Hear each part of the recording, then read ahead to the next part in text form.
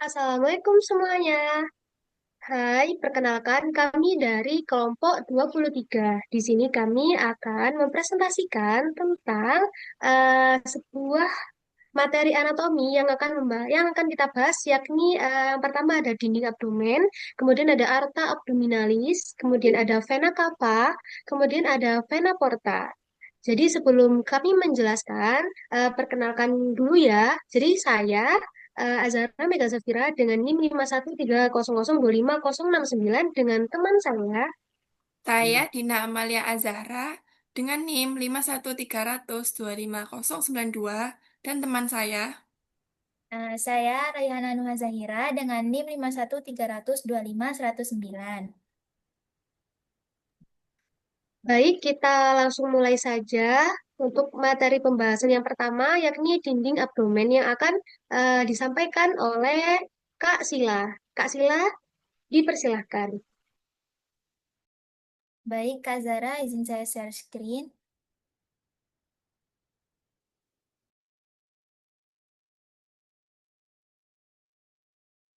Baik, apakah sudah terlihat? Sudah terlihat, Kak Sila. Nah, jadi di sini saya akan menjelaskan tentang kafum abdomen. Apa sih itu kafum abdomen? Kafum abdomen itu merupakan rongga di dalam perut yang berisi organ-organ pencernaan dan sebagian saluran kemih. Nah, di sini dijelaskan bahwa tubuh kita itu memiliki beberapa rongga besar, yaitu kafum toraks dan kafum abdominopelvis. Kafum abdominopelvis sendiri itu dibagi menjadi dua, yaitu kafum abdomen dan kafum pelvis. Kafum abdomen dibagi menjadi dua, yaitu traktus gastrointestinal atau saluran pencernaan dan traktus urinari atau saluran kemih. Di sini juga lalu ada kafum pelvis yang dibagi menjadi tiga, yang ada organ reproduksi, traktus urinari, dan rektum yang merupakan bagian akhir usus besar.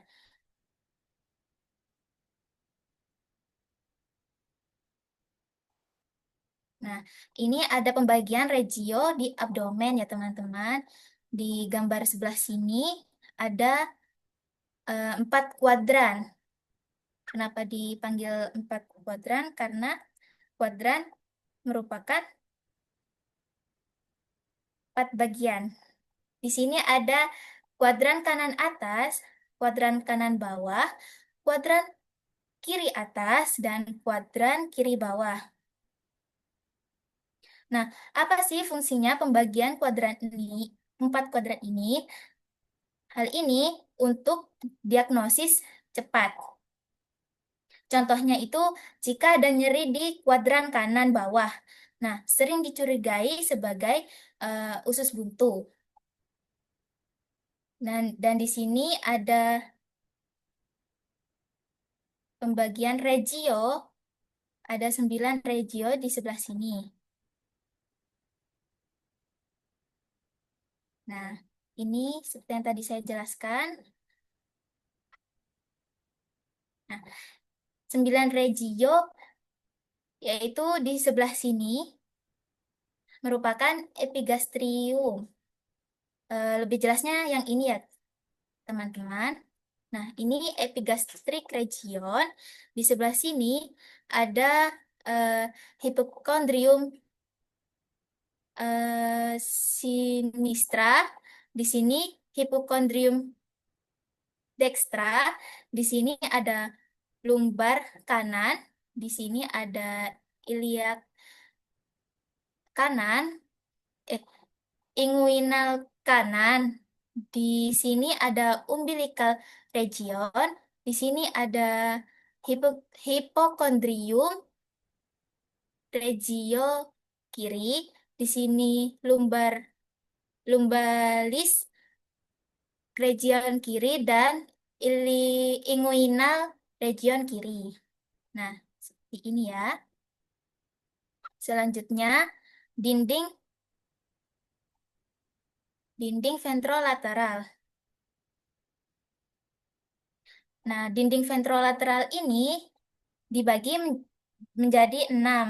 Terdiri dari 6 lapis. Yang pertama adalah kulit atau kutis, yang kedua ada subkutan, di mana subkutan ini dibagi menjadi dua, yaitu fascia Camper dan fascia Scarpa.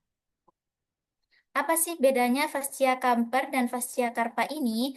Fascia Camper memiliki banyak lemak, sedangkan fascia Scarpa ini diisi oleh jaringan ikat yang kuat.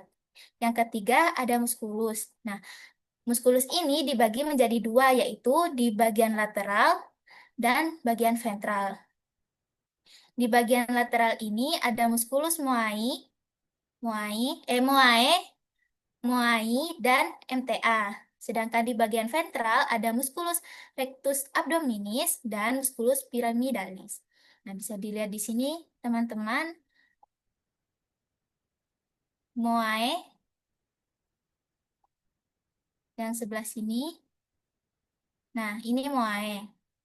Ini moai dan ini MTA. Musculus rectus abdominis adalah yang ini. Nah, selanjutnya itu ada fascia transversa abdominis. Fascia transversa abdominis. Yang ini sebelah sini ya, teman-teman. Yang ini. Lalu ada jaringan preperitoneal dan peritoneum parietal. Nah, ini peritoneumnya. Kita lanjut di sini. Ini gambarannya.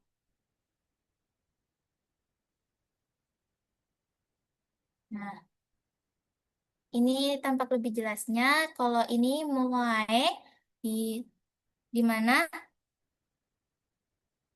mulai itu seratnya tuh miring keluar. Sedangkan moai dia itu miring ke dalam. Kalau MTA atau transversus dia itu melintang. Yang mana ini? Oh, di sini tidak.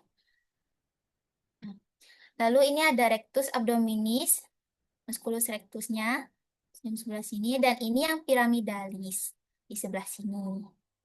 Kecil ini ya, teman-teman. Yang piramidalis. Nah, selanjutnya saya akan menjelaskan tentang dinding abdomen. Nah, dinding abdomen ini dibagi menjadi beberapa lapisan, yaitu ada cutaneus, ada subcutaneus, ada musculus, ada fascia transversa abdomen, ada preperitoneal fat, dan peritoneum parietal seperti yang tadi saya jelaskan, 6 lapisan tadi. Nah, subcutaneus itu kan dibagi dua, yaitu fascia Camper tadi, yaitu merupakan jaringan lemak, dan fascia Scarpa yang merupakan jaringan ikat. Nah, muskular tadi itu kan dibagi menjadi lateral dan anterior. Ya, anterior atau ventral. Di mana lateral sendiri itu terbagi menjadi tiga, yaitu moae, musculus obliquus abdominis externus, moai, musculus obliquus abdominis internus, dan MTA, musculus transversus abdominis. Sedangkan anterior dibagi menjadi dua, yaitu musculus transversus abdominis dan musculus pyramidalis. Nah, musculus transversus ini memiliki lanjutan yaitu intersection tendinea. Ini gambarnya, gambar dari kadavernya.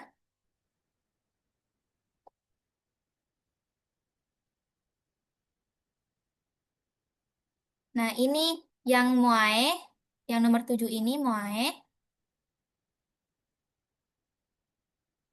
Yang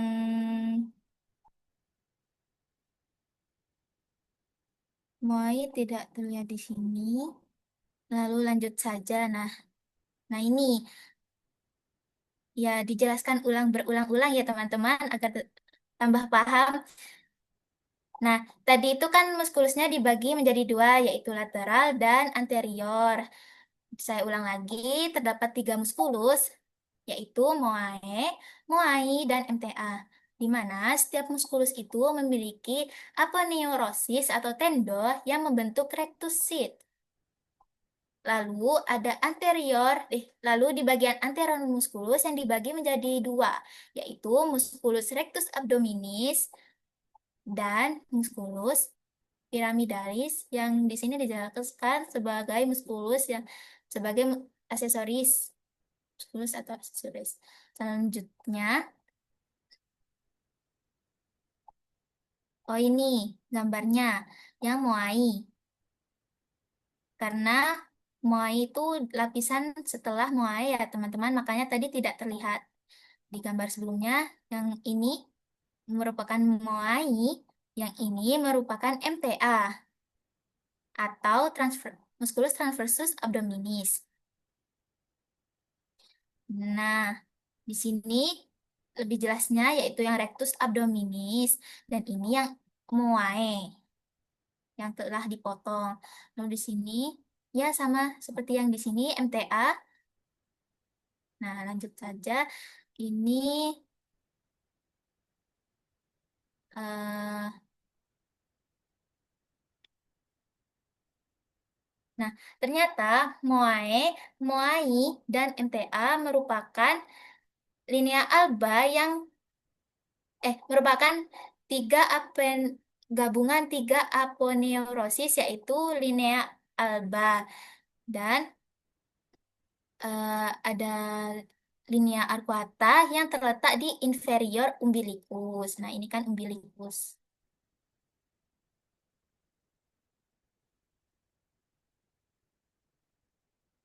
Oh ya, rectus set. Rectus set itu merupakan selubung otot rectus. Sedangkan aponeurosis itu adalah tendon lebar seperti lembaran. Ini seperti lembaran.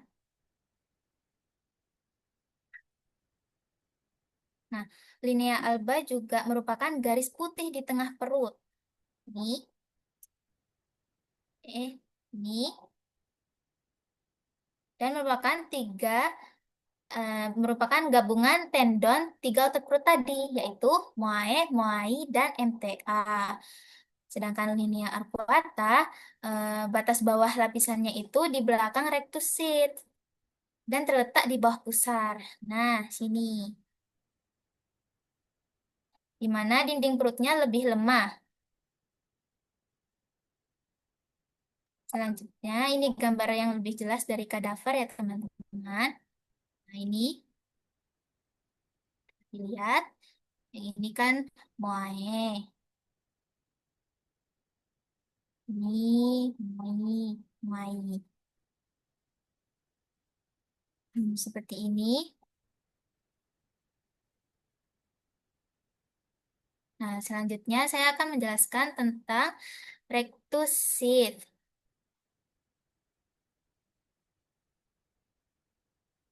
Di mana rectus sheath ini dibagi menjadi dua, yaitu lamina anterior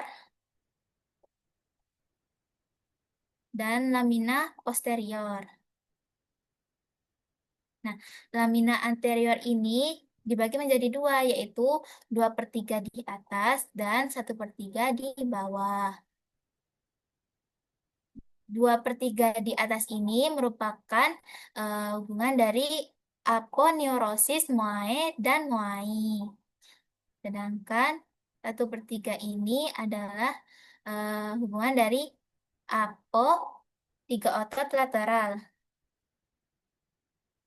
Lalu di lamina posterior ini dibagi menjadi dua juga, yaitu eh, s- sat- eh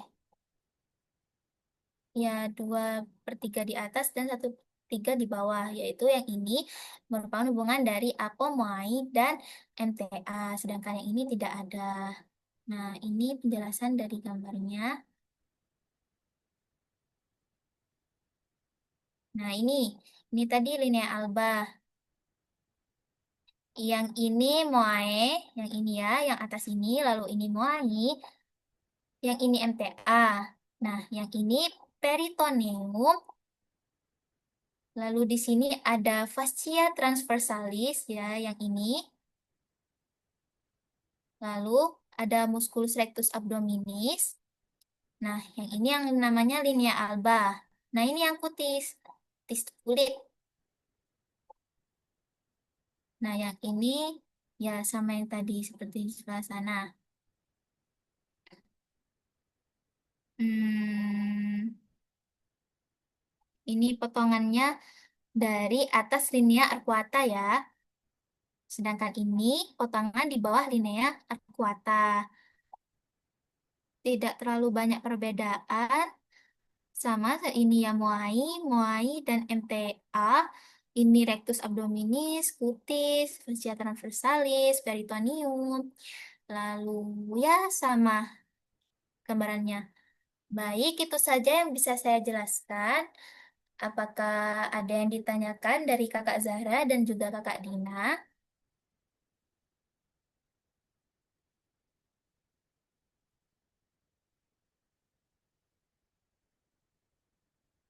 Baik, Kakak Zahra, apa ada yang ditanyakan?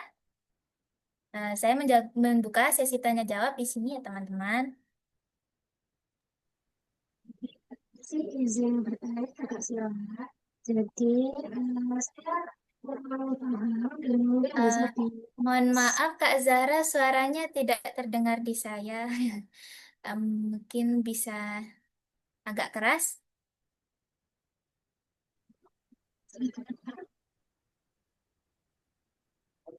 saya sudah dengar.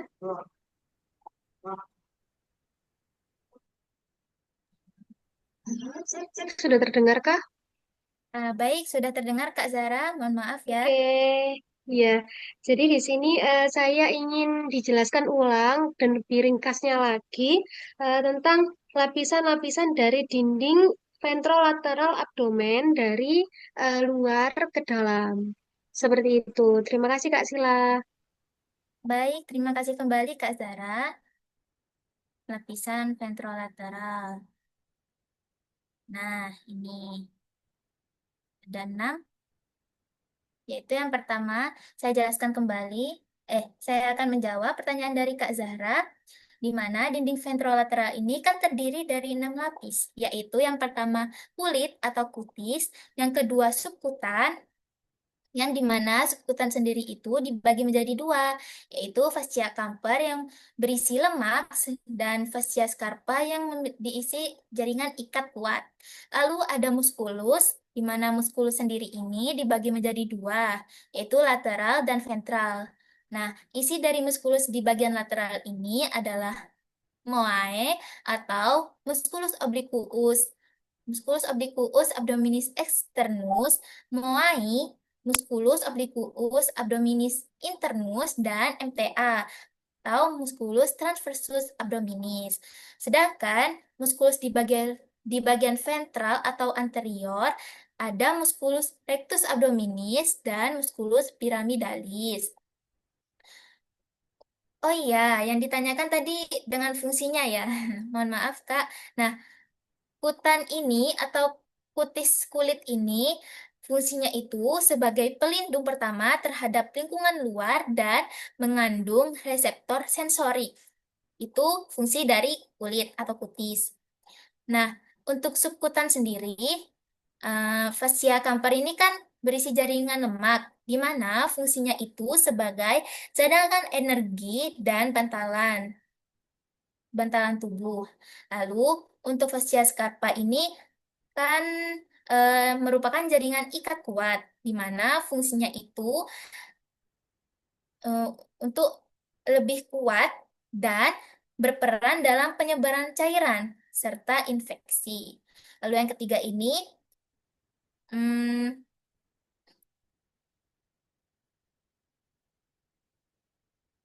musculus rectus abdominis berfungsi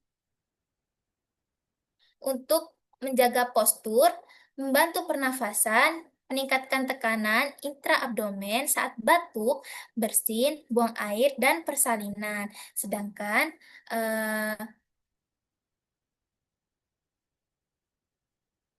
muskulus, lalu dilanjut fascia transversa abdominis. eh Transversa abdominis, di mana merupakan lapisan fibrosa kuat yang melapisi bagian dalam otot sehingga menjadi penguat dinding abdomen.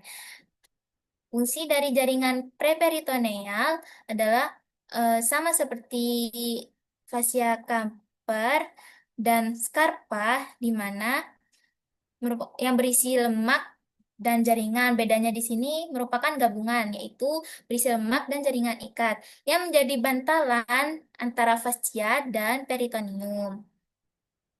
Sedangkan peritoneum parietal merupakan lapisan serosa yang melapisi. Fungsinya yang melapisi rongga abdomen dan memungkinkan pergerakan organ tanpa gesekan. Jadi, kesimpulan yang diambil dari sini, semua ini itu untuk melindungi organ dalam, menjaga posisi organ, dan membantu proses pernafasan dan peningkatan tekanan intraabdomen, serta menjadi jalur pembuluh darah dan saraf. Apakah bisa, apakah cukup menjawab, Kak Zara?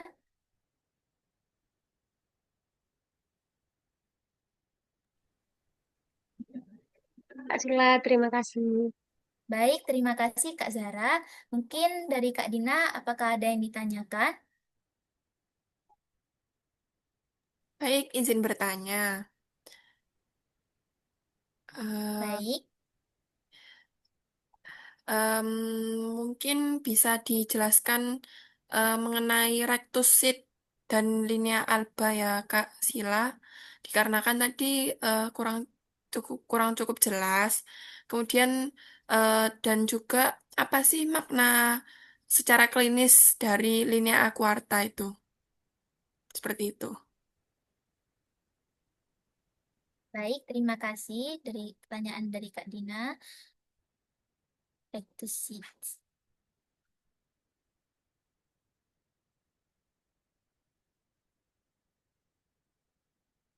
Nah, back to seat ini dibentuk oleh lamina anterior dan lamina posterior, di mana merupakan selubung fibrosa yang membungkus muskulus rectus abdominis dan terbentuk dari aponeurosis tiga otot lateral abdomen, yaitu musculus obliquus abdominis externus, MOAI atau musculus obliquus abdominis internus, dan MTA, musculus transversus abdominis.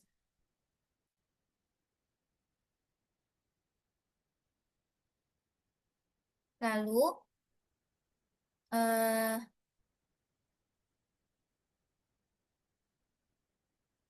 linea alba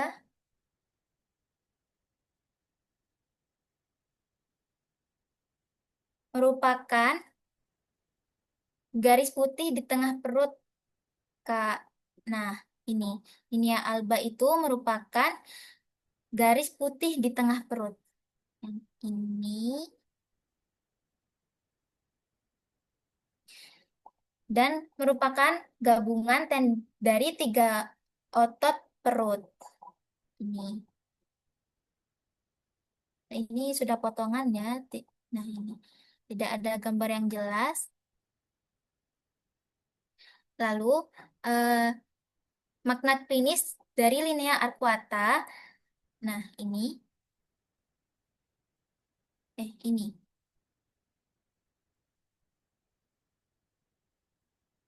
Nah,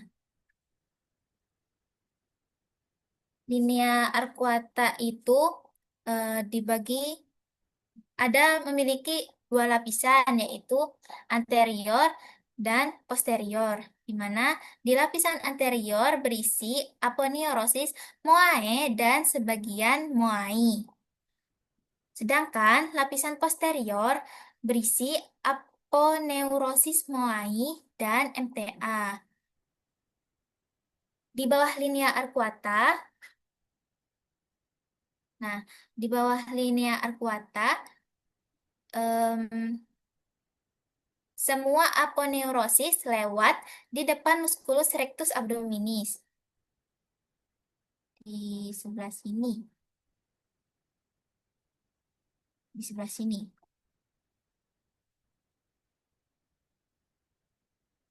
Dan tidak ada lapisan posterior rectus sheath sehingga tersisa fascia transversalis dan peritoneum. Linea alba sendiri itu seperti tadi merupakan garis di tengah abdomen yang terbentuk dari pertemuan aponeurosis ketiga otot lateral di garis tengah.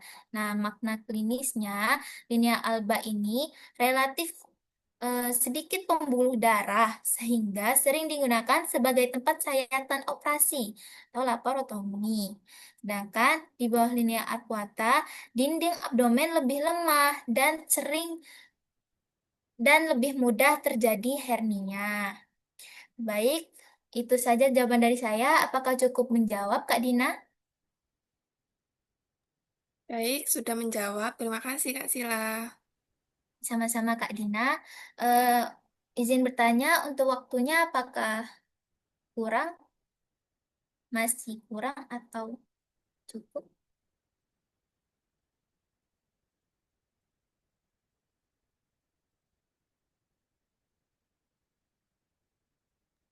Mohon maaf, Kak Sila, untuk waktunya masih tersedia sekitar 5 menit lagi.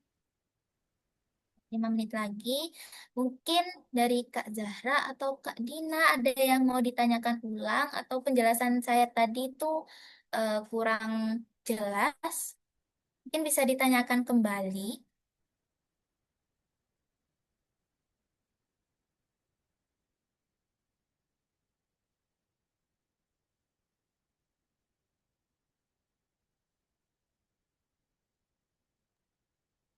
Izin bertanya Kak Sila. Boleh, silakan Kak Zara.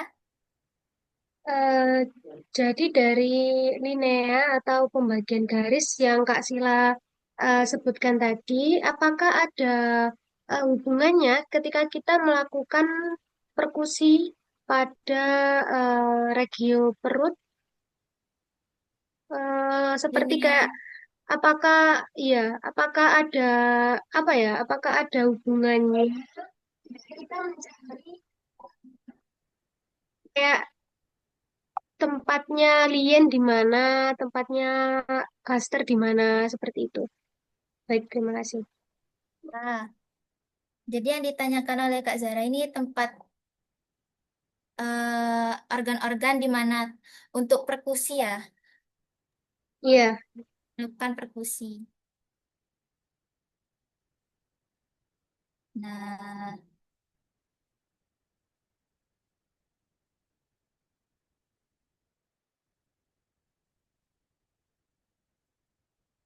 di lien itu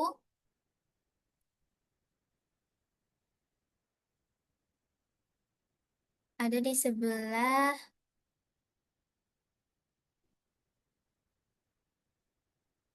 ini, sebelah sini. Di 9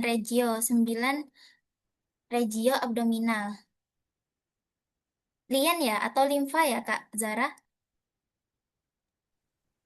saya kayak memisalkan aja gitu, Kak. Maksud saya tuh apakah ada hubungannya? Kenapa kok dibagi ada 9 regio ini? Apakah ada hubungannya dengan ketika kita melakukan perkusi atau juga bisa jadi auskultasi pada abdomen? Begitu, Kak. Ya bisa. Soalnya ketika kita melakukan perkusi lebih sering digunakan 4 kuadran ya. Nah, di sini biasanya kita melakukan perkusi itu eh, sejalan dari kuadran kanan, kiri, kuadran kiri bawah, lalu kuadran kanan bawah. Seperti itu. Lalu mungkin saya sebenarnya kurang paham pertanyaannya, tapi apakah seperti ini maksudnya Kak Zara, atau ada lagi? Ya, sepertinya sudah cukup cukup menjawab pertanyaan saya. Terima kasih ya Kak Sila. Baik. Terima kasih kembali Kak Zara. Mungkin waktunya masih lama. Apakah Kakak Dina ada yang perlu ditanyakan kembali? Atau ada yang kurang jelas dari penjelasan saya? Dari saya kayaknya cukup, Kak. Apakah waktu saya sudah cukup atau kurang? Masih ada 1 menit. Nah, mungkin saya bisa menjelaskan kembali untuk apa ya? Nah, saya suka menjelaskan tentang muskulus ini, Moae, Moai, dan MTA. Tapi karena waktunya tinggal 1 menit, mungkin saya akan menunjukkan saja letaknya kembali agar kita selalu mengingat letak-letak tiga muskulus tadi, di mana di sini merupakan Moae, sini, ini merupakan potongan ya. Yang lebih jelas tadi, nah yang ini. Nah, ini merupakan musculus obliquus abdominis Moae. Sebelah sini. Lalu di sini ada musculus obliquus abdominis internus dan yang ini merupakan musculus transversus abdominis. Lalu di sini ya sama seperti tadi transversus juga. Lalu yang rectus itu yang ini, musculus rectus. Lalu musculus pyramidalis yang ini, bagian kecil di sebelah sini. Mungkin itu saja yang bisa saya jelaskan. Apakah waktu saya sudah cukup, Kak Dina? Mohon bantuannya. Ya, Kak, sudah cukup. Baik, karena waktu saya sudah habis dan sudah cukup. Terima kasih teman-teman sudah mendengarkan saya. Mohon maaf jika penjelasan saya kurang mudah dipahami. Dan mohon maaf jika jawaban-jawaban yang tadi saya berikan kurang jelas. Mohon maaf. Terima kasih untuk Kak Dina dan Kak Zahra. Jazakumullah khairan khairan. Wassalamualaikum warahmatullahi wabarakatuh.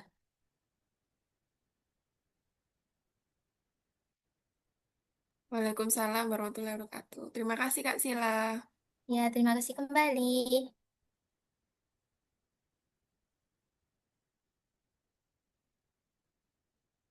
Baik, di sini saya akan melanjutkan tentang materi abdomen ya.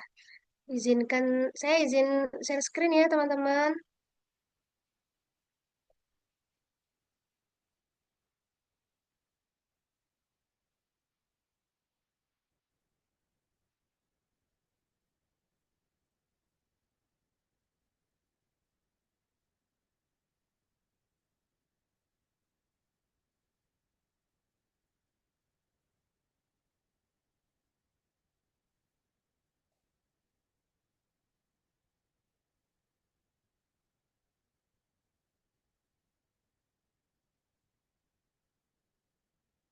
Baik, saya akan mulai ya. Bismillahirrahmanirrahim. Jadi di sini saya akan membahas tentang isi vagina musculi recti, ya teman-teman. Jadi, eh, apa sih itu vagina musculi recti? Jadi, vagina musculi recti itu adalah sebuah selubung fibrosa yang membungkus musculus rectus abdominis. Nah, isinya itu ada musculus rectus abdominis dan musculus pyramidalis. Kemudian ada arteri epigastrika superior. Kemudian ada arteri epigastrika inferior. Jadi ada musculus rectus abdominis dan musculus pyramidalis. Kemudian ada arteri epigastrika inferior dan juga arteri epigastrika superior. Di mana arteri epigastrika superior ini merupakan lanjutan dari arteri mamaria interna atau arteri toraksika interna. Dan arteri epigastrika inferior ini yang berasalnya itu dari arteri iliaka eksterna, kemudian eh, cabang mencabang menjadi arteri kremasterika atau arteri spermatika eksterna. Baik, selanjutnya adalah lipatan peritoneum parietalis di dinding ventroabdomen. Peritoneum membentuk beberapa lipatan yang terlihat dari sisi dalam abdomen.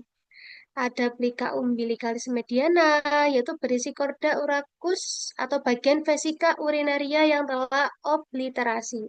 Ada juga plika umbilicalis medialis, berisi korda arteri umbilicalis obliterasi. Ada plika umbilicalis lateralis, berisi fasa epigastrika inferior, ada juga ligamen teres hepatis, berisi korda vena umbilicalis, ada trigonum Hasselbalch yaitu. Jadi di sini contohnya ya teman-teman, bisa dilihat ini umbilikus atau pusar bahasa kita ya. Kemudian ada plica umbilicalis mediana, di mana plika umbilicalis mediana ini berisi korda urachus atau bagian dari vesika urinaria yang telah obliterasi. Ini yang mediana, teman-teman. Yang tengah-tengah, mediana.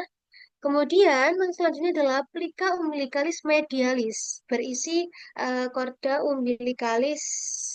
Nih, medialis. Baik, yang medialis yang ini. Oh, yang ini, teman-teman. Kemudian, selanjutnya adalah plika umbilicalis lateralis. Lateralis yang seperti yang sebelah sini. Oke, itu berisi fasa epigastrika inferior. Di sini juga ada ductus deferens tuh ini ya teman-teman. Ini vesika urinaria. Kemudian di sini ada fossa inguinalis lateralis. Ini fossanya. Fossanya. Kemudian ada fossa inguinalis medialis. Ini kan lateral. Ini dari lateral. Yang ini medial. Terus di sini ada fossa supravesicalis. Di sini. Supra vesikalis, di atasnya vesika urinaria. Seperti itu. Kemudian ada yang dinamakan trigonum Hasselbalch, yaitu merupakan area lemah di area dinding abdomen. Tempat ini sering terjadi hernia inguinalis di rekta medialis. Jadi kalau ada pertanyaan, tempat yang sering terjadinya hernia inguinalis itu di mana? Jawabannya adalah di trigonum Hasselbalch. Seperti itu. Baik, kita lanjut. Adalah yang selanjutnya dinding ventral abdomen tampak dorsal. Nih. Ada plica umbilicalis mediana, itu isinya ada ligamen vesico umbilicalis medialis dan isinya korda urachus atau saluran kencing. Kemudian ada plica umbilicalis medialis itu terdapat ligamen vesico umbilicalis lateral. Kemudian isinya korda arteri umbilicalis. Kemudian yang ligamen teres hepatis itu isinya korda vena umbilicalis yang dibungkus oleh peritoneum dari ligamen falciformis hepatis. Kemudian ada plica umbilicalis lateral yang isinya fasa epigastrika inferior. Di mana fasa epigastrika inferior ini membentuk batas lateral dari trigonum inguinal atau Hasselbalch yang tadi. Berarti ini Hasselbalch ini sekitar dari plica umbilicalis lateral. Kita lihat dari sini. Afrika, Amerikas lateral. Nah, daerah sini lateral-lateral sini ya teman-teman. Itu rentan terkena hernia. Baik, selanjutnya. Nah, ini yang membahas tentang trigonum inguinal Hasselbalch ya teman-teman.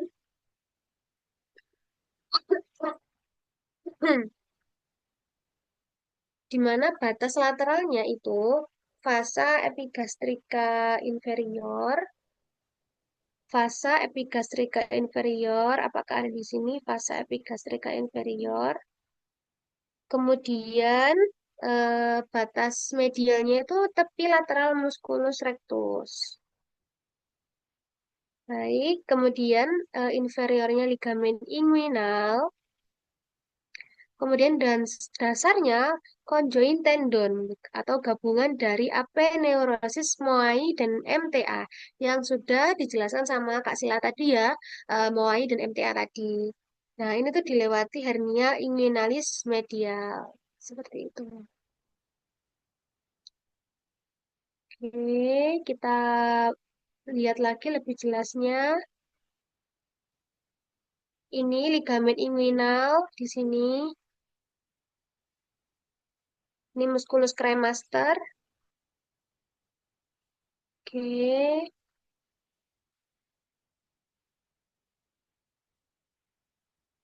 Oke, mari kita lanjut. Kanalis inguinalis.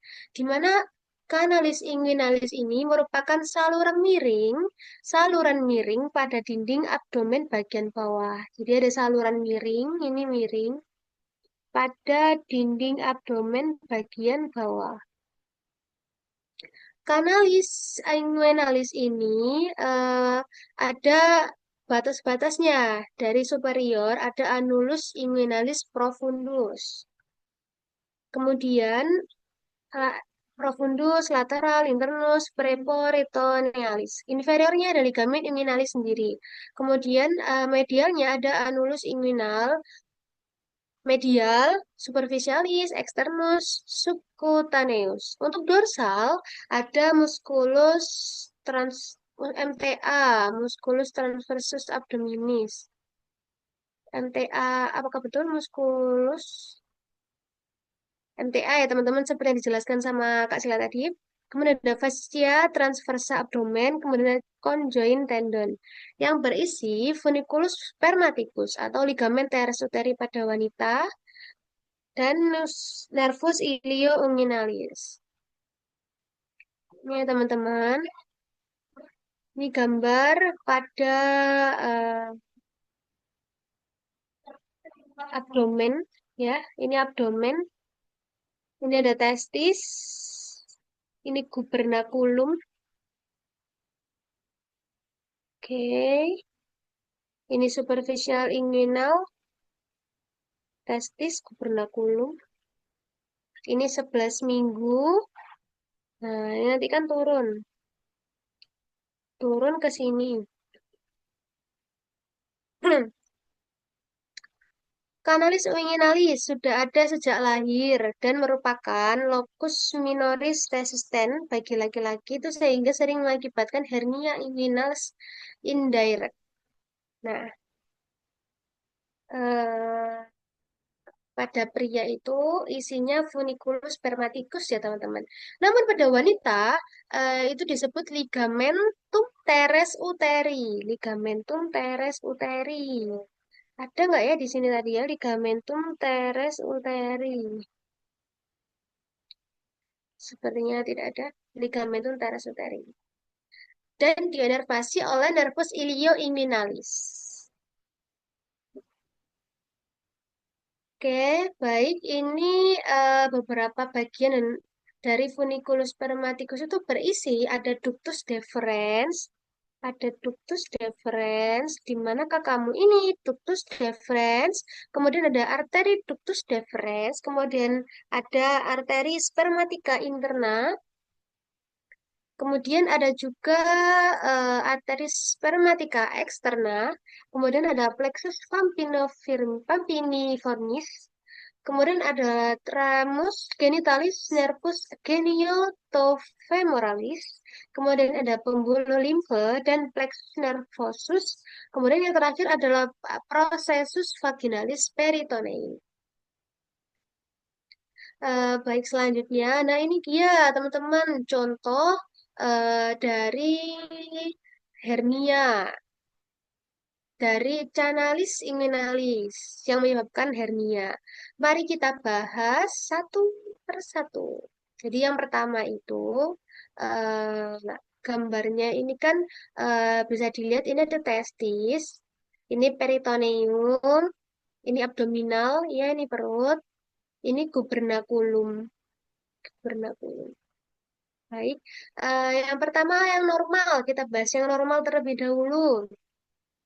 Di mana proses normal turunnya testis. Testis ini kalau waktu waktu seorang laki-laki masih dalam bayi itu proses ini terjadi ya teman-teman. Jadi waktu itu testis ini masih dalam perut bayi. Kemudian ada beberapa serangkaian proses yang nantinya akan turun ke bawah dan menjadi yang seperti saat ini yang kita ketahui semuanya. Kemudian testis ini awalnya berada di dalam rongga abdomen teman-teman sebenarnya. Ini kan abdomen. Ini testisnya ternyata di sini awalnya. Kemudian testis ini turun ke skrotum dibantu oleh gubernakulum. Jadi gubernakulum ini kayak semacam penuntun.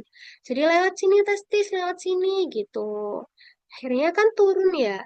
Saat turun, peritoneum ini membentuk kantong yang disebut prosesus vaginalis. Nah, ini membentuk kantong yang bernama prosesus vaginalis. Jadi ikut turun juga nih prosesus vaginalisnya nih.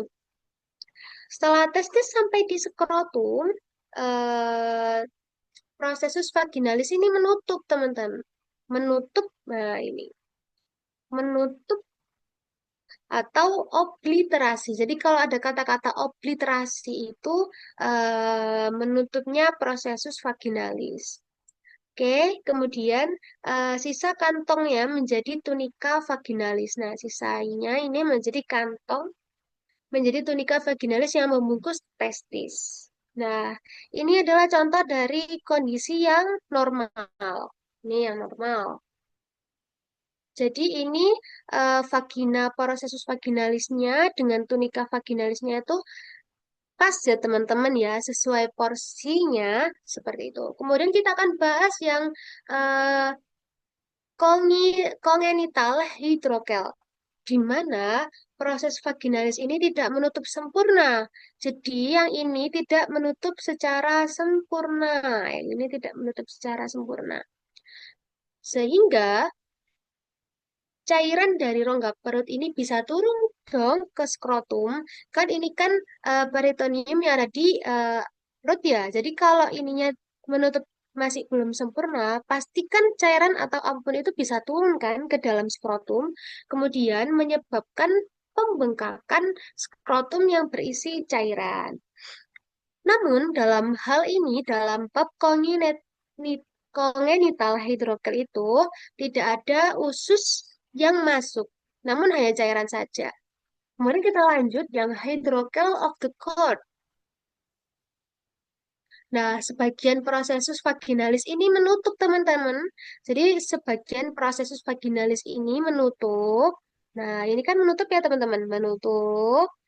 Nah, namun sebagian lagi membentuk kantong cairan di sepanjang korda spermatika.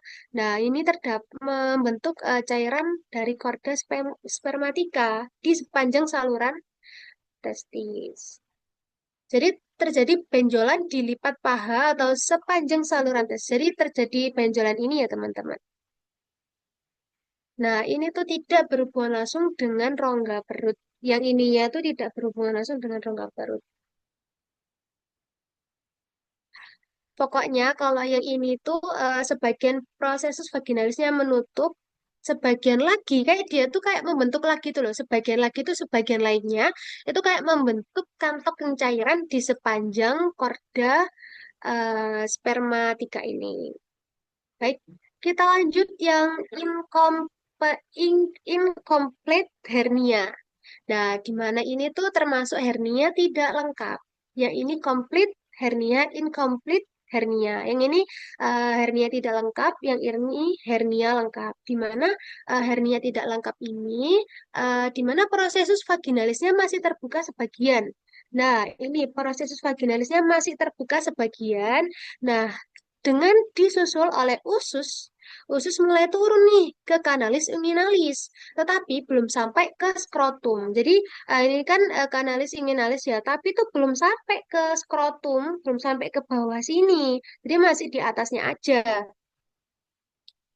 Nah, ini ditandai ketika bayi itu ada contohnya teman-teman, ada tanda-tandanya. Nah, itu tanda-tandanya tuh muncul benjolan saat mengejan atau menangis. Jadi kalau bayi itu nangis otomatis kan otot-otot perut itu kan ketarik ya teman-teman ya. Nah, itu tuh terjadinya atau muncul terlihat suatu benjolan. Selain menangis juga ketika bayi itu sedang mengejan. Jadi kayak kayak bener-bener ototnya tuh ketarik sehingga jadi kelihatan nih muncul benjolan hernia. Jadi hernia tuh udah dilihat atau udah kelihatan dari mulai bayi, dari mulai lahir seperti itu. Kemudian kita akan bahas nih yang komplit hernia, di mana hernia ini sangat lengkap sekali, di mana prosesus vaginalis ini tetap terbuka penuh. Jadi yang ini kan sudah tertutup ya teman-teman dan terisi sempurna. Nah, namun jika terjadi incomplete hernia, ini tuh eh, prosesus vaginalisnya masih terbuka penuh. Nah, sehingga usus turun sampai ke skrotum. Nah, ini kan masih sebagian ya, ini udah tertutup, ini masih terbuka. Namun kalau yang komplit hernia itu terbuka penuh teman-teman. Jadi penuh hingga sampai ke skrotum. Nah, ini tuh sangat resikonya sangat tinggi dan ditandai dengan rasa nyeri, kemudian terjepit atau inkarserasi, dan kemudian ada juga gangguan aliran darah atau strangulasi. Jadi kalau sudah sampai di komplit hernia atau terkena komplit hernia, itu perlu penanganan medis yang sangat sesegera mungkin. Apalagi kan masih bayi ya teman-teman. Jadi masih bisa untuk ditangani lebih intensif lagi dan lebih awal lagi untuk mencegah komplikasi-komplikasi yang lainnya di kemudian hari. Seperti itu. Baik, hernia sudah saya jelaskan. Baik, kita yang slide selanjutnya. Jadi di sini kayak gini. Nah, ini ya teman-teman, direct inguinal hernia, indirect inguinal hernia. Jadi hernia sendiri itu hernia inguinalis itu ada dua macam. Yang pertama, hernia inguinalis indirecta atau lateralis. Kemudian yang kedua ada hernia inguinalis directa atau medialis. Yang inguinal direct ini, yang medialis, ya teman-teman. Kemudian ada yang indirect atau yang lateralis. Ini lateralis. Nah, apa sih itu hernia inguinalis indirecta? Itu tuh kayak masuk melalui anulus profundus. Lebih sering terjadi pada laki-laki. Indirecta itu yang mana ya? Oh, ini. Nah, ini tuh masuk melalui anulus profundus. Yang dalam, anulus profundus yang dalam. Ini kan profundus ya, ini superficial, ini profundus. Kemudian kalau hernia inguinalis abdomen di trigonum Hasselbalch. Ini yang muncul di lateral tadi, yang tadi plika mediana lateralis kalau tidak salah. Nah, ini tuh yang ini, yang direct ya. Oke, kita lanjut. Eh, Nah, ini dia contoh-contohnya umbilical hernia, linea alba hernia, linea semilunaris. Jadi hernia of linea alba itu ini ya teman-teman, kayak gini contohnya. Ini umbilical hernia. Ini kan umbilical ya, umbilical itu kan pusar ya, jadi kayak sekitar pusar gitu. Kemudian ada hernia at linea semilunaris Spigelian hernia. Di daerah sini ya, yang lateral-lateral ini. Oke, nah ini dia contohnya eh, pada kadaver secara langsung. Nah, ini pada, kalau tidak salah buku Netter. Ya, benar dari buku Netter. Oke, kita lanjut pada dinding posterior abdomen. Di mana dinding posterior abdomen ini terdiri dari musculus quadratus lumborum atau ligamen arcuatum lateral. ligamen quadratus lumborum. Apakah ada contohnya di sini ligamen quadratus lumborum atau ligamen arcuatum lateral? Nah, ini dia ligamen arcuatum lateral. Ini teman-teman ligamen. Nah, ini. Kemudian ada corpus vertebra lumbalis 1 sampai 5. Corpus lateral. Kamu mana ya corpus? Tidak ada. Kemudian ada musculus psoas mayor et minor. Ini psoas mayor. Ini, ini ya, et minor.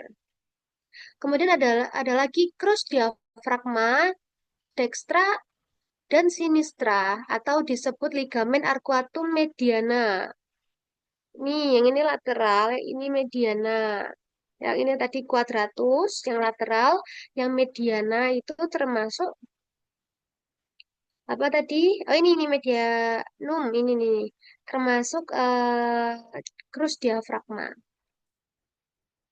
Nah, kemudian ada diafragma atau phrenikus. Jadi kalau dalam bahasa medisnya itu diafragma itu disebut dengan phrenikus ya teman-teman. Jadi kalau ada singkatan atau istilah-istilah phrenikus, teman-teman jangan bingung.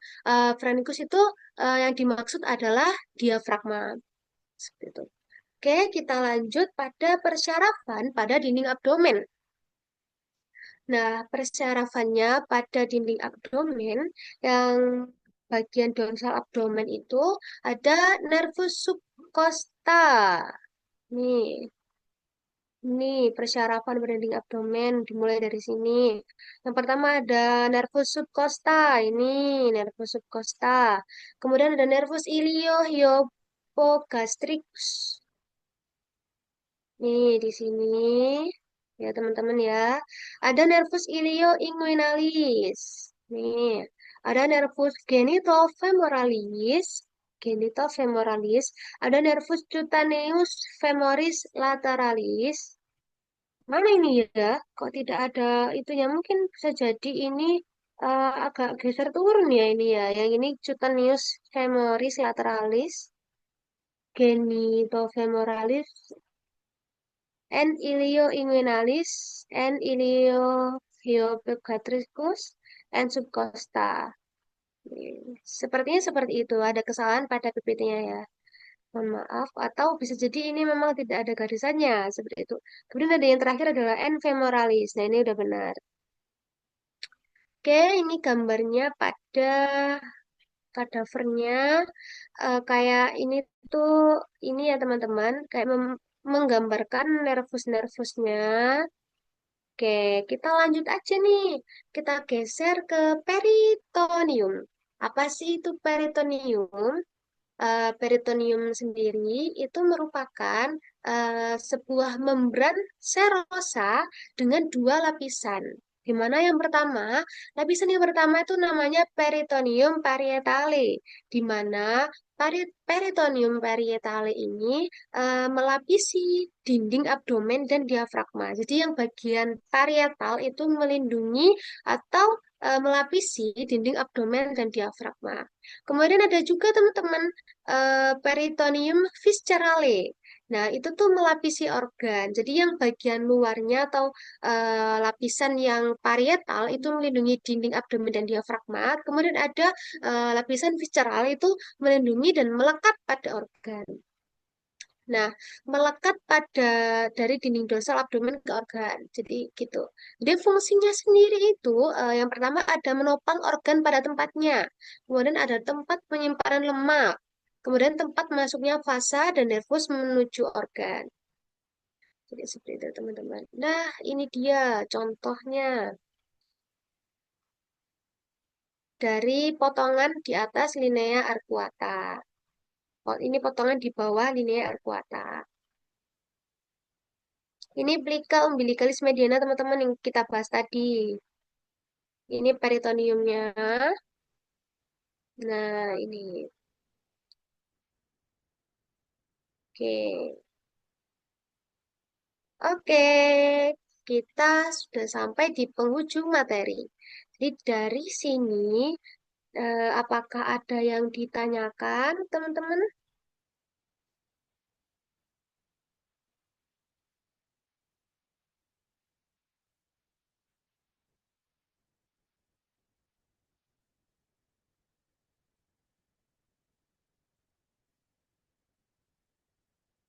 Ya, silakan Kak Dina, sudah raise hand. Bisa diajukan pertanyaannya. Izin bertanya, Kak Zara, em, Ya. mengapa orang yang sering mengangkat beban, orang yang sering mengangkat beban berat, batuk kronis, dan atau mengejan keras itu lebih beresiko mengalami penyakit hernia di lipatan paha? Apakah dapat Oh, dipahami pertanyaan saya? iya dapat Kak. Bisa saya Oke, pahami Kak Dina. Terima kasih.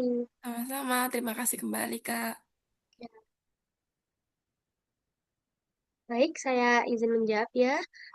Jadi saat ketika mengangkat beban atau mengangkat sesuatu yang berat-berat itu teman-teman, atau bisa jadi kita sedang batuk, kemudian mengejan, intinya kayak otot itu ketarik gitu. Nah, itu kan dinamakan tekanan intraabdomen itu meningkat. Nah, tekanan ini mendorong organ dalam, misalnya usus ke arah dinding abdomen. Jadi usus itu daerah sini kan usus ya turun ke dinding abdomen. Kemudian kanalis inguinalis dan trigonum hasalba ini merupakan bagian dinding abdomen yang relatif lebih lemah atau locus minoris resistentiae. Jika tekanan berlangsung terus-menerus, jaringan dapat menonjol keluar membentuk hernia inguinalis. Itulah sebabnya mengapa kayak pekerja berat atau atlet atau yang apa-apa yang sering melakukan tekanan intraabdomen meningkat itu eh, sering atau rentan terkena hernia. Seperti itu Kak Dina.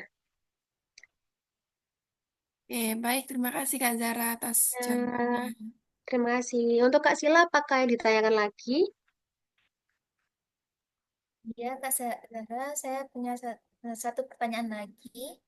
Ya. Eh, Mengapa saat perut kita tertusuk atau terkena benturan keras, nyeri itu bisa terasa luas dan tidak hanya di satu titik? Itu kenapa ya, Kak Zahra? Mungkin bisa Hmm, dijawab, seperti itu ya. ya. Hmm, baik, saya izin menjawab. Eh, Mengapa sih saat perut tertusuk itu eh, terkena nyerinya itu luas, nggak hanya satu titik aja gitu, nggih. Karena dinding abdomen ini, bagian dalam ini dilapisi oleh peritoneum parietale. Kak Sila. Sorry, sorry. Pencet. Peritoneum parietale. Nah, ini dia. Di mana eh, peritoneum ini memiliki banyak saraf sensorik sehingga sangat peka terhadap rasa nyeri, tekanan, dan iritasi. Jika terkena trauma, terjadi trauma, peradangan, rangsangan nyeri dapat menyebar melalui permukaan peritoneum. Akibatnya nyeri sering terasa meluas.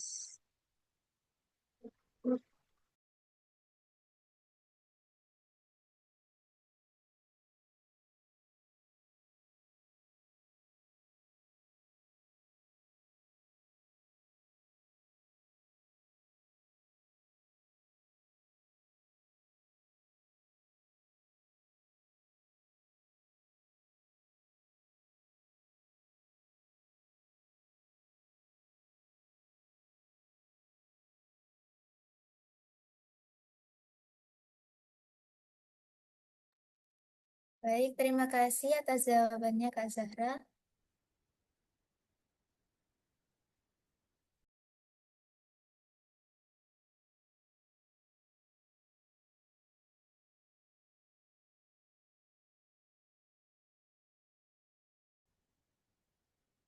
Oke, baik. Selanjutnya saya akan menjelaskan materi tentang aorta abdominalis dan juga vena porta serta vena cava. Oke, baik. Izinkan saya share screen, teman-teman.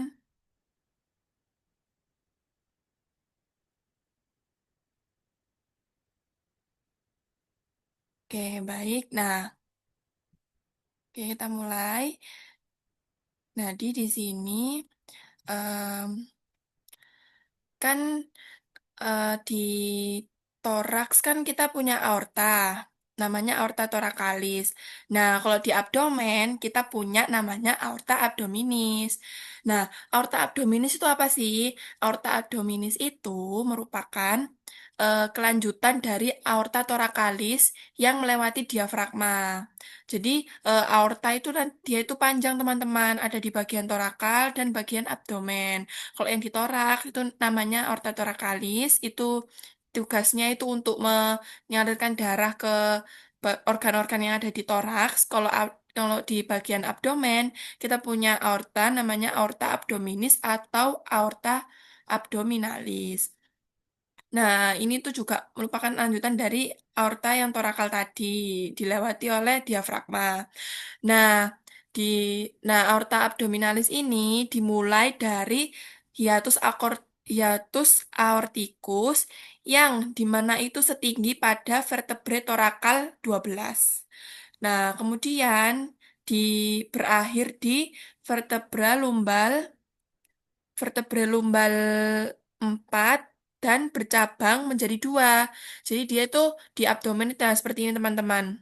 Nah, ini kan aorta abdominalis kan. Nah, ini. Terus dia itu nanti bercabang menjadi dua seperti ini. Ada dekstra, ada sinistra seperti itu. Kemudian, nah bercabang menjadi dua, arteri iliaca communis sinistra dan arteri iliaca communis dextra seperti itu. Nah, kemudian aorta abdominis ini terletak ventral dari kolumna vertebral pars lumbalis di sebelah kiri garis median dan vena cava inferior. Jadi posisinya itu terletak di depannya tulang belakang dan sedikit agak ke kiri dari garis tengahnya tubuh dan juga di sebelah kirinya vena cava inferior. Di mana ya vena cava inferior? Vena cava inferior. Oh, sepertinya di sini tidak ada ya teman-teman. Nah ini, jadi ini aorta abdominalis, kemudian ini bercabang menjadi dua, ada arteri iliaca communis yang dextra dan sinistra. Nah, kemudian di sini ada cabang-cabang dari aorta abdominalis. Ada dua, ada cabang parietal di bagian dinding, kalau yang cabang visceral di bagian organ. Nah, cabang parietal ini untuk mendarahi struktur dinding perut. Jadi yang parietal ini menempel pada dinding perut, pada dinding perut. Kalau yang visceral itu di bagian organ. Nah, cabang-cabangnya kalau yang parietal ini ada arteri abdominalis, kemudian yang mana itu jadi arteri prenika inferior, dextra, dan sinistra. Kemudian ada arteri lumbalis 1 sampai 4 dextra sinistra, dan juga arteri sacralis media. Nah, kemudian untuk yang cabang visceral yang pada organ, itu ada arteri suprarenal media dextra dan sinistra, ada arteri renalis dextra sinistra, arteri spermatica interna, arteri ovarica, dextra sinistra, truncus coealicus, dan arteri mesenterica superior dan inferior. Seperti itu. Ini gambarnya di sini bisa dilihat teman-teman. Oke, lanjut. Nah, ini jika kita buat peta konsep, cabang dari aorta abdominal yang sesuai kayak tadi ada di cabang parietal dan cabang visceral. Cabang parietal itu untuk dinding, perut, kalau yang visceral itu untuk organ. Nah, di sini ada eh, trun untuk yang cabang visceral itu kan di sini ada truncus coealicus. Nah, truncus coealicus ini mempunyai tiga cabang utama. Ini tuh berfungsi untuk saluran pencernaan, untuk saluran cerna. Ada arteri gastrika sinistra, ada yang dimana itu punyanya lambung, ada arteri hepatika communis, hati, dan arteri linealis, limpa, seperti itu. Nah, ini cabang dari arteri hepatika communis itu ada arteri gastroduodenalis dan arteri hepatika propia. Seperti itu. Terus kemudian ini selanjutnya, terus kemudian ada arteri ini teman-teman ada arteri mesenterika superior.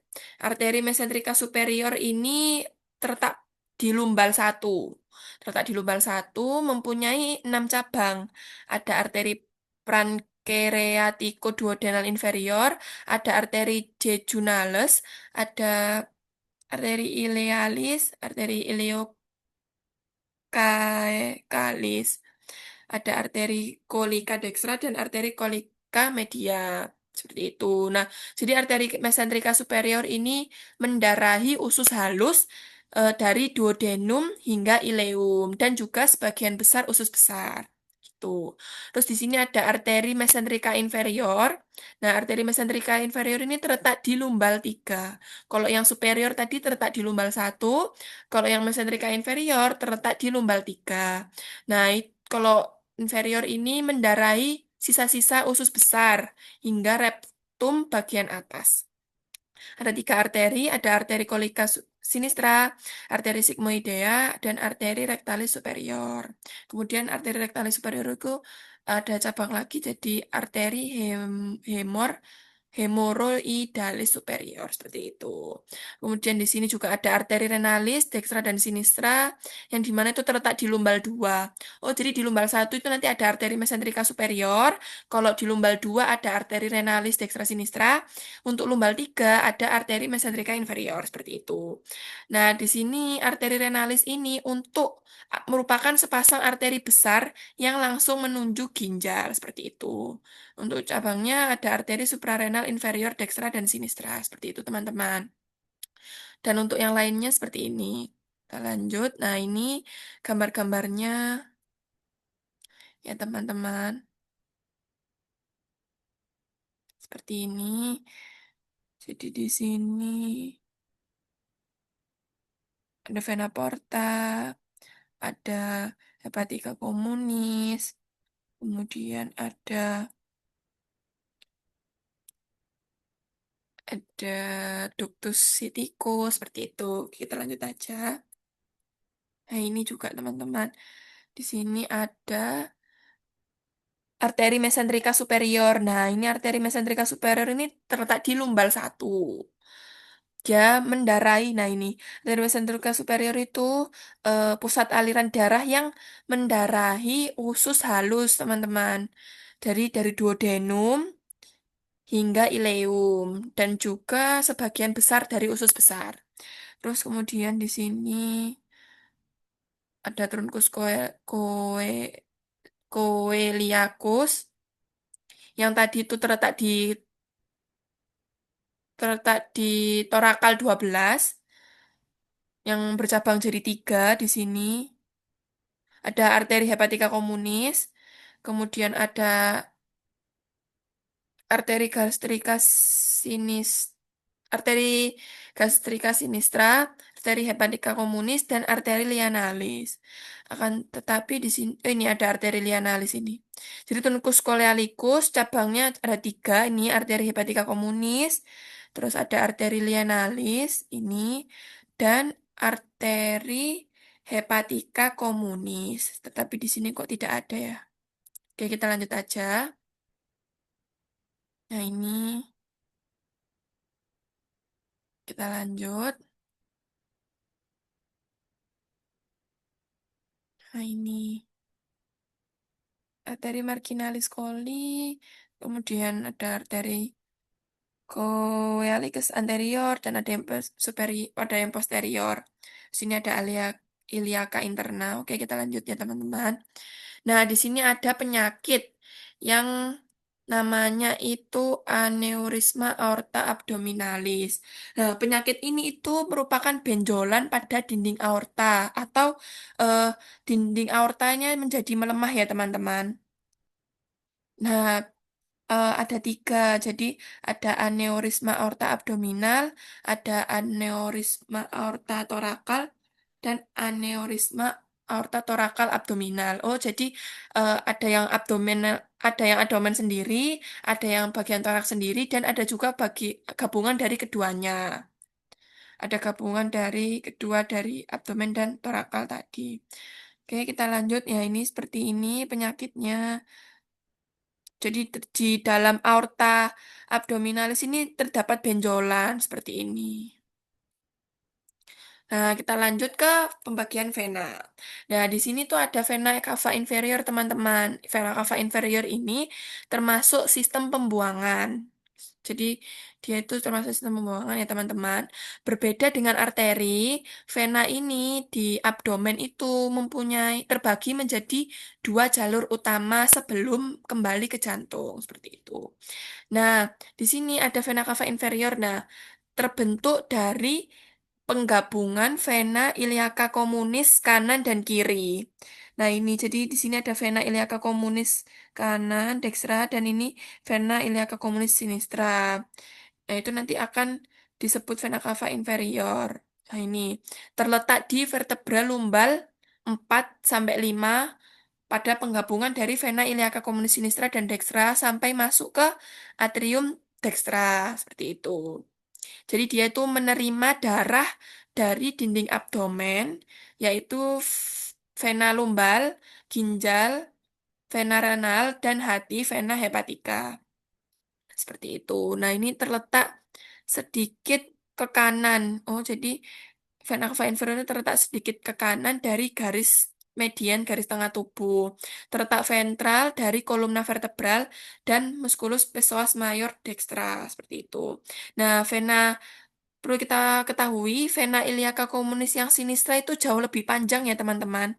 Jadi cara membedakan antara vena iliaca communis yang sinistra dan dextra itu akan yang sebelah kiri itu lebih panjang seperti itu. Sebelah kiri lebih panjang. Oke, kita lanjut. Nah, ini vena cava inferior itu menerima aliran darah dari cabang parietal dan visceral yang cabangan dari aorta abdominalis tadi itu.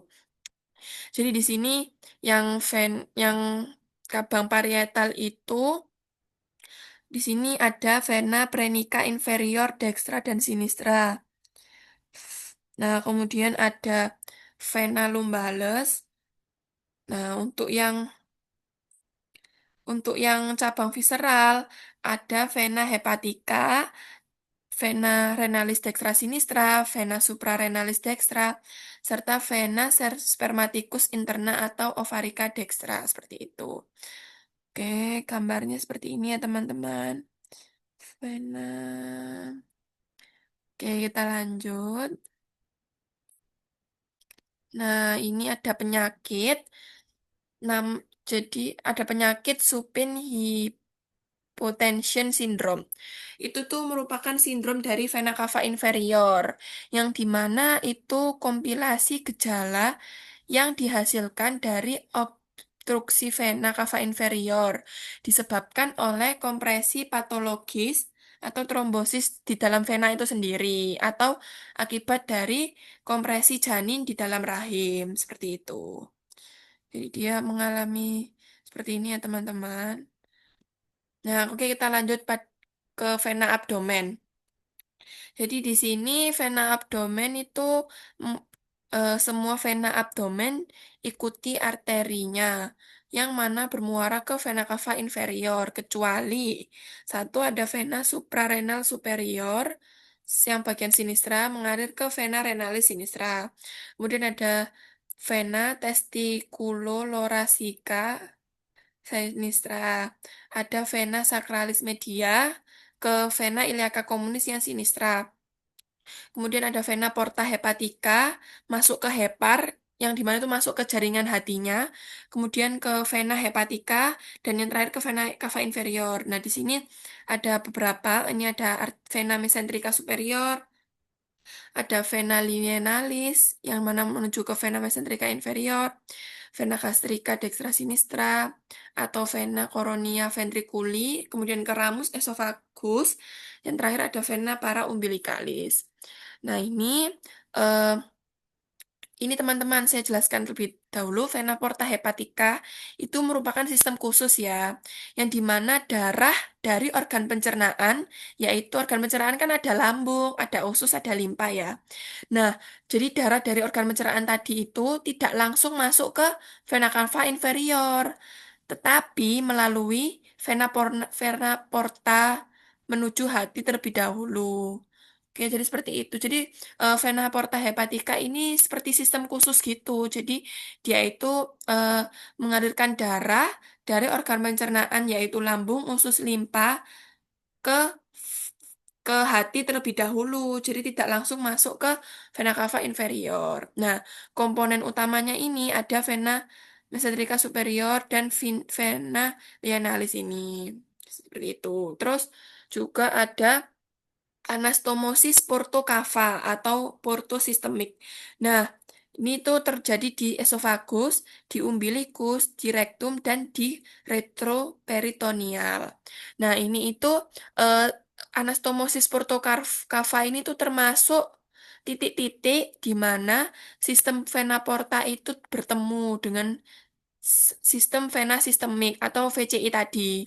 Jadi anastomosis portokava ini merupakan titik di mana eh, sistem porta sistem vena porta tadi itu bertemu dengan sistemnya vena cava inferior seperti itu. Jika ada salah satu jalur yang terhambat, maka darah akan mencari jalan lewat titik-titik ini. Nah, itu ada esofagus, ada di umbilikus, ada di rektum, ada di retroperitoneal. Nah, seperti itu teman-teman. Jadi, anastomosis portikava itu yaitu tadi titik di mana eh, bertemunya vena sistem porta dengan sistem vena inferior tadi VCI, vena cava inferior. Nah, ini seperti ini gambarnya.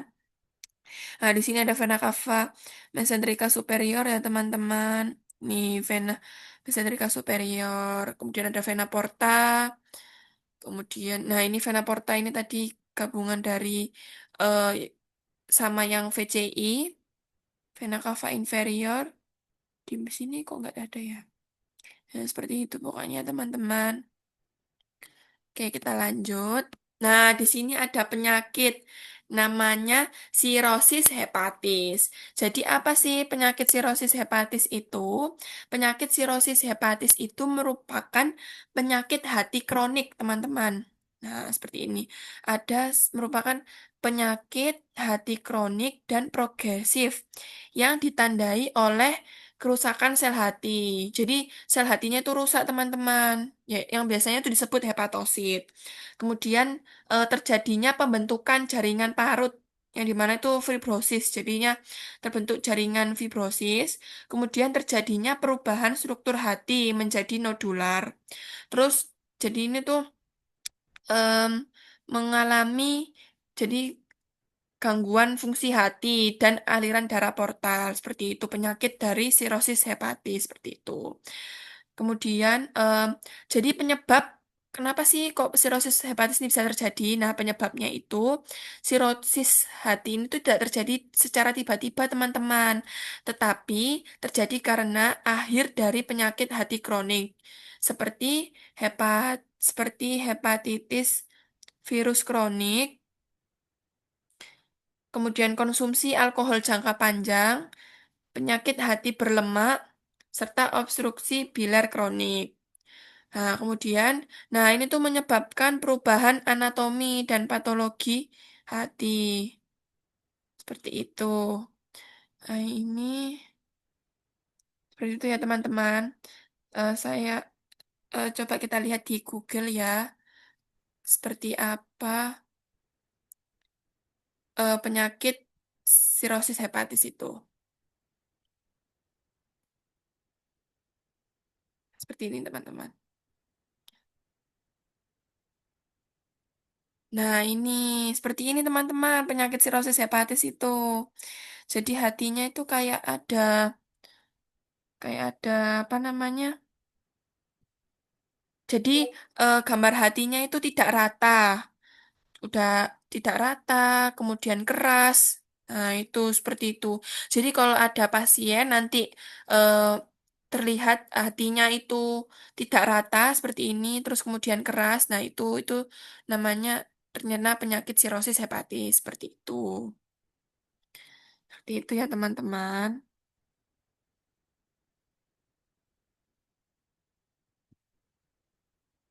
Kemudian di sini sirosis hepatis itu peningkatan tekanan vena porta.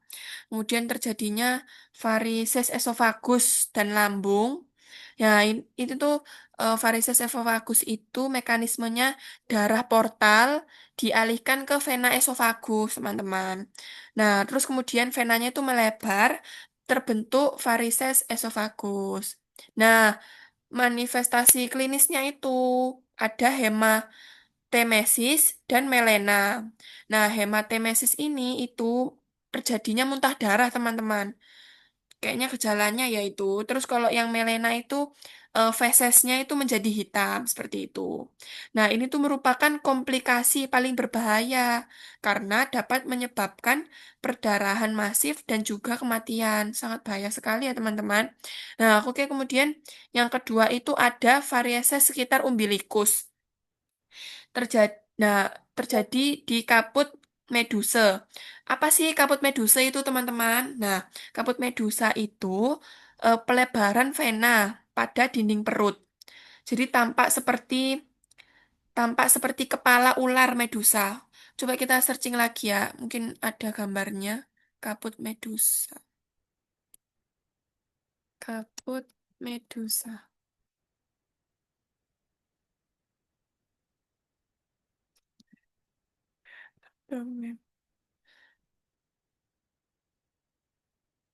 Apakah ada gambarnya ya, teman-teman? Oh, ternyata gambarnya hanya seperti ini, teman-teman. Oh, jadi ini namanya penyakit kaput medusa, teman-teman. Seperti itu. Jadi ini itu pelebaran vena. Oh, jadi vena-vena di dinding perutnya itu melebar. Sehingga terjadinya kaput medusa seperti ini. Nah, tampak seperti kepala ular medusa gitu. Oke, seperti itu, teman-teman. Oke, kita lanjut. Nah, jadi kemudian ada varises anus atau hemoroid. Nah, varises rektal hemoroid ini merupakan peningkatan tekanan pada vena porta, sehingga terjadinya pelebaran vena rektal seperti itu. Biasanya gejalanya ini itu nyeri atau tidak nyaman saat BAB. Seperti itu. Kemudian yang terakhir ini ada ascites. Nah, ascites ini merupakan penumpukan cairan di rongga peritoneum. Seperti itu. Jadi biasanya penurunan albumin seperti itu, teman-teman. Oke. Nah, seperti itu. Jadi gejala-gejalanya itu biasanya mengalami perut tegang, sesak napas, dan risiko infeksi. Oke, seperti itu. Nah, ini gambar dari sirosis hepatis tadi. Oke, baik. Bentuk penjelasan dari aorta abdominalis, vena porta, dan vena hepatika telah saya jelaskan, teman-teman. Saya buka untuk sesi tanya jawabnya ya.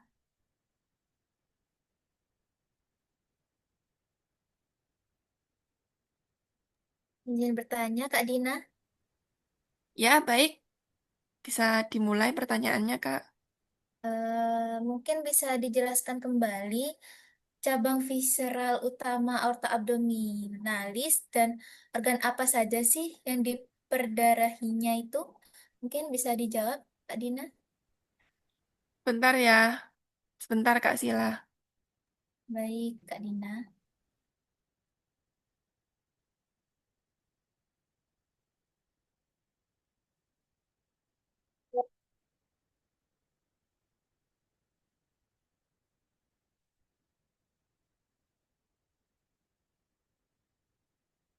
Oh, jadi tadi pertanyaannya cabang visceral utama dari aorta abdominal dan organ apa yang diperdarahinya ya, Kak Sila?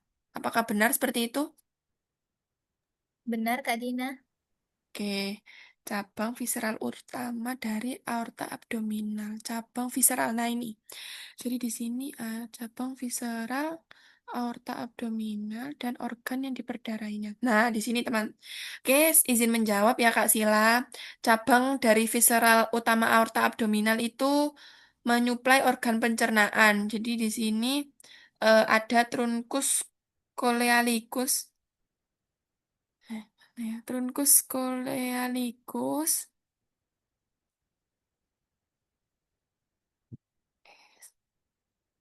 Truncus colealicus, cabang visceral aorta abdominal. Pokoknya ikhlas. Nah, itu tuh nanti ada truncus coelicus itu menyuplai organ foregut seperti hati, lambung, serta limpa. Nah, ini itu, nah ini nih teman-teman. Ini cabang visceral kan ada truncus coealicus. Tapi di sini ada gambarnya nggak ya? Nggak ada teman-teman. Apakah di sini ada? Tidak ada. Yaudah saya jelaskan aja ya. Nah, di sini itu cabang visceral dari aorta abdominal ada truncus coealicus. Nah, truncus coealicus ini menyuplai organ hati, lambung, serta limpa. Jadi di bagian atasnya duodenum. Cabang-cabangnya ada arteri gastrika sinistra, ada arteri hepatika communis, dan arteri lienalis. Yang tadi sudah saya jelaskan di mana ya. Nah, ini. Truncus coelicus itu cabang tiga, bercabang tiga. Ada arteri gastrika, arteri hepatika communis, dan arteri lienalis. Truncus coelicus ini untuk organnya ada di lambung, hati, serta limpa. Nah, ini untuk organnya. Terus kemudian ada arteri mesenterika superior. Nah, ini tuh em, menyuplai organ midgut, yaitu duodenum bagian distal, jejunum, dan juga ileum, serta sekrum dan kolon ascendens. Seperti itu. Untuk cabang-cabangnya ini ada 6, arteri pancreatico-duodenal inferior, arteri jejunales, arteri ilealis, arteri ileocalis, dan arteri kolika, serta yang kolika media. Untuk yang arteri mesenterika inferior itu menyuplai organ kolon descendant, kolon sigmoid, serta rektum bagian atas. Nah, untuk cabang dari arteri mesenterika inferior ada arteri kolika sinistra, arteri sigmoidea, dan arteri rectalis superior. Seperti itu. Jadi, pentingnya pembagian inti, jadi gangguan aliran darah pada salah satu arteri dari cabang aorta abdominal itu dapat menyebabkan iskemia usus pada wilayah tertentu sesuai pembagian embriologinya. Seperti itu, Mbak Sila. Apakah menjawab?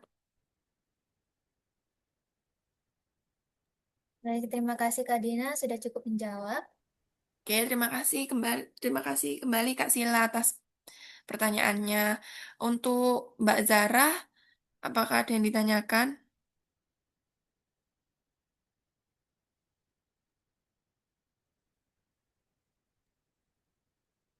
Ada yang ditanyakan ya Kak Dina, saya izin bertanya. Eh,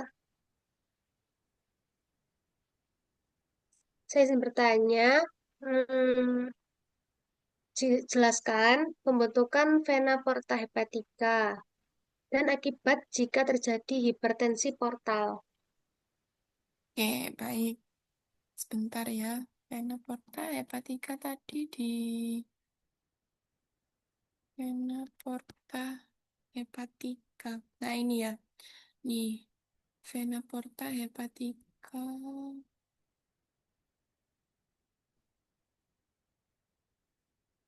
Nah, ini. Baik, izin menjawab ya Kak Zahra. Em, Vena porta hepatica itu terbentuk dari gabungan. Dari gabungannya vena mesenterika superior dan vena lienalis. Yang sebelumnya vena lienalis ini itu menerima dari vena mesenterika inferior ini. Nah, gitu. Terus kemudian em, darah yang masuk ke vena porta, jadi darah yang masuk ke vena porta itu berasal dari lambung, usus halus, usus besar, dan limpa serta pankreas seperti itu. Nah, darah ini, darah-darah yang masuk ke vena porta tadi itu memiliki nutrisi dan dialirkan ke hati terlebih dahulu.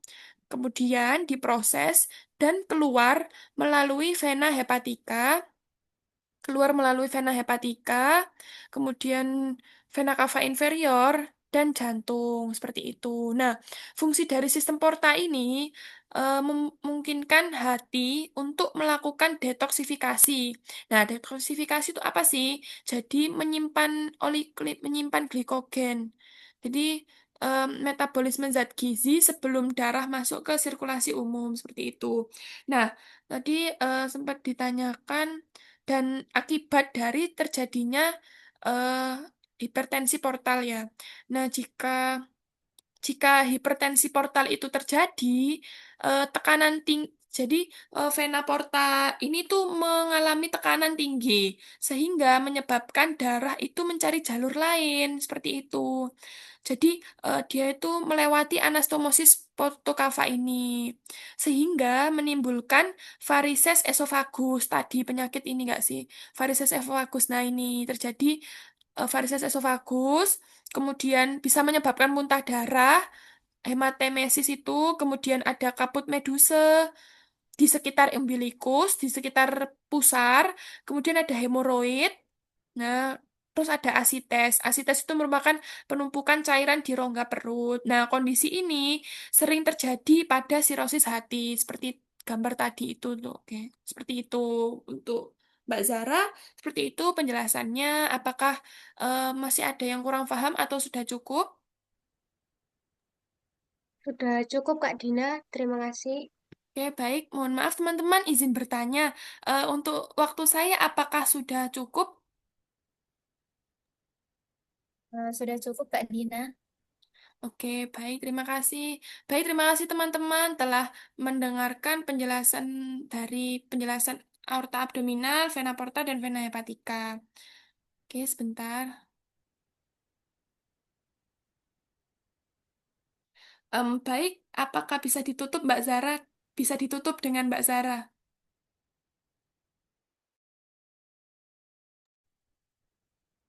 Baik, Alhamdulillahirrahmanirrahim. Serangkaian tugas untuk materi pada hari ini sudah kami selesaikan. Eh, Sampai berjumpa di materi berikutnya di besok hari lagi. Terima kasih dan mohon maaf apabila ada kesalahan yang telah kami lakukan atau perbuat dengan disengaja maupun tidak disengaja. Baik, jazakumullah khairan kasiron. Wassalamualaikum warahmatullahi wabarakatuh.